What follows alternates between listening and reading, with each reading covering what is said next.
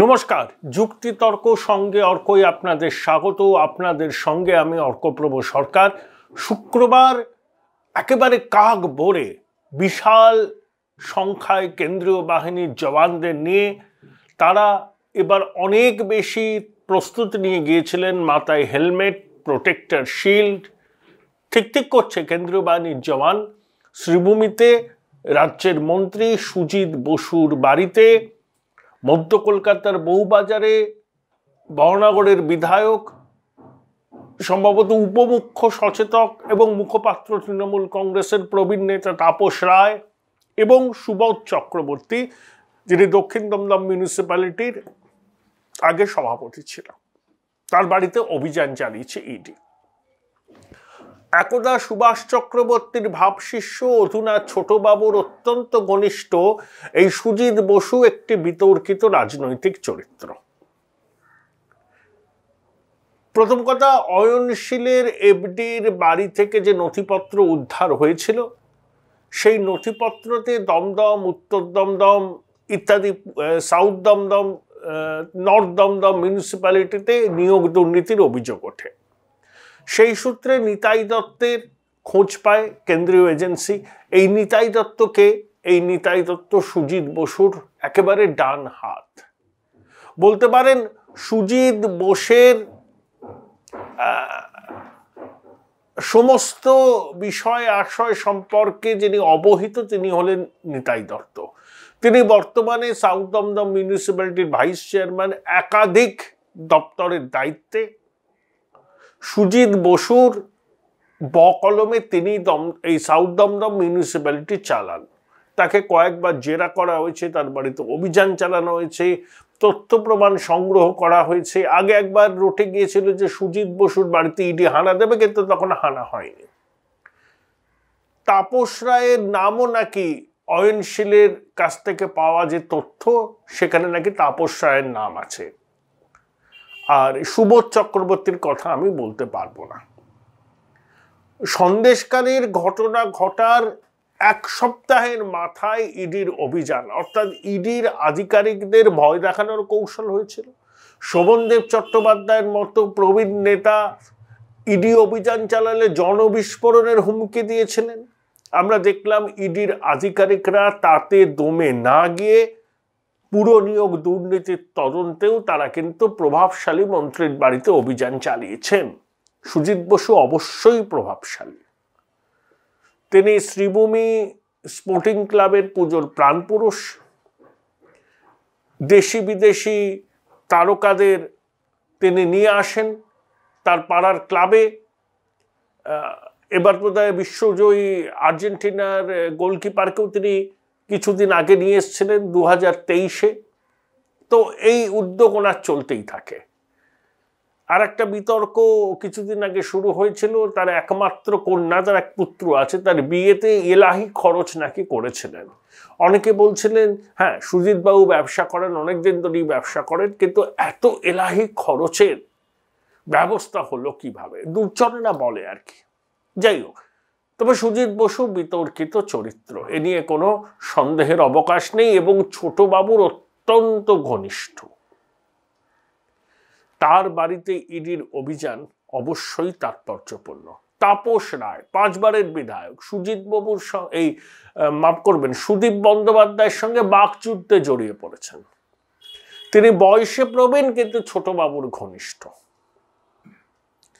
তাহলে দেখুন, বৃহস্পতিবার মাননীয় বিচারপতি রাজাশেখর মান্থার এজলাসে আবার মুখ পড়ল পুলিশের, রাজ্য সরকারের। ন্যাজার থানা দুটো এফআইআর করেছিল।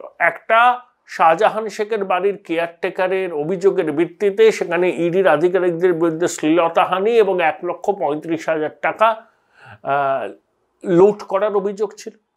আবার ওই ন্যাজার থানার একজন এসআই, তিনি যে এফআইআর করেছেন তার বয়ানটা সম্পূর্ণ ভিন্ন। দুটো এফআইআরে ন্যাজার থানার ওসির সিগনেচার আছে, অর্থাৎ কন্ট্রাডিক্টরি এফআইআর। সেটা মাননীয় বিচারপতি রাজাশেখর মান্থা বলেছেন এই এফআইআরগুলো ফরেন্সিক পরীক্ষা করা দরকার, এবং 31শে মার্চ পর্যন্ত কোনো রকম পদক্ষেপই করা যাবে না ইডির বিরুদ্ধে। এফআইআরকে সামনে রেখে কোনো দরকার ছিল না। কন্ট্রাডিক্টরি এফআইআর, ওসি তাতে সাইন করে দিলেন, এক একটা এফআইআর এর বয়ান এক এক রকম, অর্থাৎ মানে কি বল, তল খুঁজে পাচ্ছে না, হালে পানি পাচ্ছে না, এটাই হয়েছে। মমতা বন্দ্যোপাধ্যায় দেখুন, মমতা বন্দ্যোপাধ্যায় বৃহস্পতিবার সাংবাদিক বৈঠক করলেন। সেই সাংবাদিক বৈঠক করে তিনি কি বললেন? তিনটে কথা। বাঙালি আবেগকে উস্কে দিতে চাইলেন, বাংলা ভাষাকে ধ্রুপদী ভাষার মর্যাদা দিতে হবে, কোনো অসুবিধা নেই, তার জন্য তারা সমস্ত রকম তথ্য প্রমাণ গবেষণা করেছেন, ভাষাবিদ থেকে শুরু করে আমলা সবাই এতে সহায়তা করেছেন। আমার মনে হয় মূলত আলাপন বন্দ্যোপাধ্যায় পুরো বিষয়টা দেখভাল করছেন, কোনো অসুবিধা নেই। দুই, আপনার গঙ্গাসাগরকে জাতীয় তীর্থক্ষেত্রের মর্যাদা দিতে হবে, জাতীয় মেলা বলুন, কোনো অসুবিধা নেই, এটাও দাবির পিছনে কোনো অযৌক্তিকতা নেই। কুম্ভ মেলা তো প্রতি বছর হয় না, গঙ্গাসাগর প্রতি বছর হয়, সপ্তীর্থ বারবার, গঙ্গাসাগর একবার, খুব লজিক্যাল। গঙ্গাসাগর মেলাকে জাতীয় মেলা হিসাবে স্বীকৃতি দিলে পরে আমাদের কারুর খারাপ লাগার কথা নয়, বরঞ্চ ভালোই লাগবে। এটা নিয়ে দাবি নিয়ে তিনি সরব হয়েছেন, খুব ভালো কথা। পঞ্চনদের তীরে রাজ্য বা প্রভিন্স স্বাধীনতার সময় ভাগ হয়েছিল। Join Indian Institute of Hotel Management now. Right choice, right decision. একটা অংশ মুসলিম অধ্যুষিত অঞ্চল পাঞ্জাব, সেটা পাকিস্তানে যায়, আর হিন্দু শিখ অধ্যুষিত অঞ্চল ভারতবর্ষে আসে। মুম্বাই থেকে বম্বে থেকে মুম্বাই হয়েছে ঠিক, মাদ্রাজ থেকে চেন্নাই হয়েছে ঠিক, অবিভক্ত পাঞ্জাব স্বাধীনতার সময় দুভাগে ভাগ হয়ে গেছে, সেটাও ঠিক। কিন্তু মুখ্যমন্ত্রীর বক্তব্য পশ্চিমবঙ্গকে কেন বাংলা বলা যাবে না। পশ্চিমবঙ্গ নামটার পিছনেই একটা দেশভাগের বিষয় আছে, দেশভাগের যন্ত্রণা আছে, সেসব আমরা জানি। পশ্চিমবঙ্গের জন্মদিন নিয়ে একটা বিতর্ক চলেছে, মুখ্যমন্ত্রী পশ্চিমবঙ্গের রাজ্য সঙ্গীত তার জন্মদিন আলাদা করে চিহ্নিত করেছেন, আবার গেরুয়া ব্রিগেড পশ্চিমবঙ্গের জন্মদিনকে জুন মাসের একটা তারিখে করে, কারণ যেদিনকে পশ্চিমবঙ্গ বিধানসভায় আপনার ওই তখন বিধানসভা কি বলা হতো কি জানে, তখনও তো দেশভাগ হয়নি, পশ্চিমবঙ্গে আইনসভায় বলতে পারেন, যে পশ্চিমবঙ্গ গঠনের প্রস্তাব আনুষ্ঠানিকভাবে গৃহীত হয়েছিল এবং পাস হয়েছিল। তাই বাংলা ভাগের সঙ্গে পশ্চিমবঙ্গ নামটা জড়িয়ে আছে ঐতিহাসিকভাবে। সেটা কি খুব যুক্তিসঙ্গত হবে যে বাংলা নাম দিলে? এটা একটা বড় প্রশ্ন, এটা আপনারাই আপনাদের মতামত দিতে পারেন যে পশ্চিমবঙ্গের নাম পরিবর্তন করে বাংলা করাটা কতটা যুক্তিযুক্ত। শুধুমাত্র বৈঠকে শেষের দিকে বলার সুযোগ পায়, এই যুক্তিকে মাথায় রেখেই কি পশ্চিমবঙ্গের নাম বাংলা করা যেতে পারে? বিতর্কিত বিষয়, কারণ পশ্চিমবঙ্গের সঙ্গে একটা ঐতিহাসিক ঘটনাবলী জড়িয়ে আছে, সেই জন্যই তো বঙ্গভাগ, সেই জন্যই তো পশ্চিমবঙ্গ। এবং কাল বৃহস্পতিবার মুখ্যমন্ত্রী ফিরিস্তি দিয়েছেন, তিনি মন্দির এবং ধর্মস্থানের উন্নতি রক্ষণাবেক্ষণের কাজে কি করেছেন, কত টাকা তার সরকার বরাদ্দ করেছেন, এমনকি কালীঘাটের মন্দির কমপ্লেক্সের সংস্কারের জন্য তার সরকার 165 টাকা খরচ করছে, 165 কোটি। রিলায়েন্স ইন্ডাস্ট্রি শুধুমাত্র মন্দিরের চূড়াটা সোনার পাতে মুড়ে দেবে, তার জন্য খরচ হবে 35 কোটি টাকা। এখন হঠাৎ করে ধর্মস্থানের সংস্কার সংরক্ষণ করার সরকারি উদ্যোগের ফিরিস্তি দিতে গেলেন কেন মুখ্যমন্ত্রী?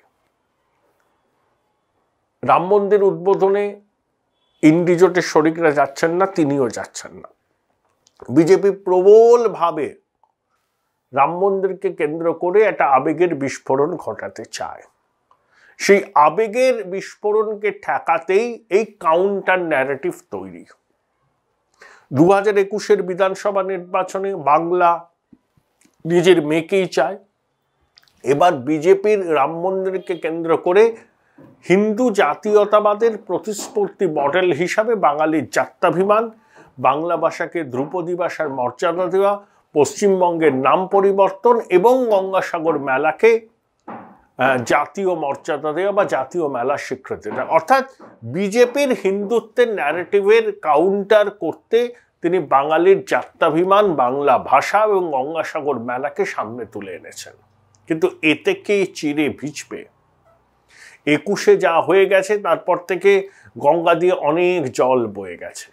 3 বছর পার হতে চলল, রাজ্যবাসী নানাবিধ ঘটনার সাক্ষী, মন্ত্রীরা জেলে, একের পর এক দুর্নীতির কাঁটায় বিদ্ধ শাসক দল, স্বাধীনতা উত্তর পশ্চিমবঙ্গের সবথেকে বড় বড় আর্থিক অপরাধ এই জমানাতে সংগঠিত হয়েছে বলে অভিযোগ বিরোধীদের। পাবলিক পারসেপশন হয়ে গেছে যে এই সরকার দুর্নীতি রুখতে অপারগ, তাদের মন্ত্রীরা নেতারা দুর্নীতিকে পৃষ্ঠপোষকতা করেছেন। এগুলো মানুষের মনে গেঁথে গেছে। এই পার্সপেক্টিভে দাঁড়িয়ে কাউন্টার ন্যারেটিভ, বাঙালি জাত্যাভিমান, বাংলা ভাষাকে ধ্রুপদী ভাষার মর্যাদা দেওয়ার বিষয়গুলো মানুষকে কতটা প্রভাবিত করবে, কতটা আন্দোলিত করবে, সেটাই হচ্ছে মূল প্রশ্ন। কিন্তু মুখ্যমন্ত্রী মরিয়া হয়ে গেছেন। শাহজাহান শেখের ব্যাপারে মুখ্যমন্ত্রীকে প্রশ্ন করা হলে তিনি উত্তর দিয়েছেন এটা হচ্ছে তদন্ত চলছে। রাজ্য পুলিশের মহানির্দেশক বললেন যারা আইন হাতে তুলে নিয়েছে তাদেরকে রিয়াত করা হবে না। তারপরে পাক্কা কেটে গেল, ঘটনা ঘটার পরে 1 সপ্তাহ বেশি কেটে গেছে, এখনো শাহজাহানের টিকে ছুঁতে পারল না। আমরা সেই উত্তম কুমার অঞ্জনা ভৌমিকের সেই প্রেমের গল্প চৌরঙ্গী শ্রী শাহজাহান রিজেন্সির কথা মাঝে মধ্যে মনে পড়ে। এখন আবার এই শাহজাহানের সাম্রাজ্যের কথা আমরা শুনতে পাচ্ছি। নিজের নামেই মার্কেট তৈরি করে দিয়েছেন। তাহলে রাজ্য পুলিশের মহানির্দেশক প্রকাশ্যে বলার পরেও অনেক দিন কেটে গেল, এখনো শাহজাহান অধরা। কেন শাহজাহানকে ধরা যাচ্ছে না? কেন? সে কি পুলিশের নিরাপদ আশ্রয় আছে, যেটা অনেকে বলছেন, অভিযোগ উঠছে? তা দলের জনপ্রতিনিধিরা বলছেন শাহজাহান কোথাও যায়নি, এলাকাতেই আছে। তাহলে কেন বসিরহাটের পুলিশ ধরতে পারছে না? তাহলে কি সর্বোচ্চ মহল থেকে এখনো শাহজাহানকে ধরার পিছনে সবুজ সংকেত আসেনি? যখন সিচুয়েশন একটু কাম ডাউন করবে তখন কি শাহজাহান একেবারে নাটকীয়ভাবে আত্মসমর্পণ করবে? এই প্রশ্নগুলো উঠছে, কিন্তু শুধু বিরোধী দলের ক্ষেত্রে নয়, মানুষের মধ্যেও উঠছে। এবং শাহজাহান এর বিষয় নিয়ে মুখ্যমন্ত্রীর নীরবতা, অভিষেকের নীরবতা, এটা অনেকে বলছেন যে একটা জিনিস প্রমাণ করছে যে শাহজাহান কাটায় বিদ্ধ তৃণমূল, এবং শাহজাহান এপিসোডটা শাসক দলের ইমেজকে খুব ভালোভাবে ড্যামেজ করেছে। এটা নিয়ে কিন্তু কোনো সন্দেহ নেই।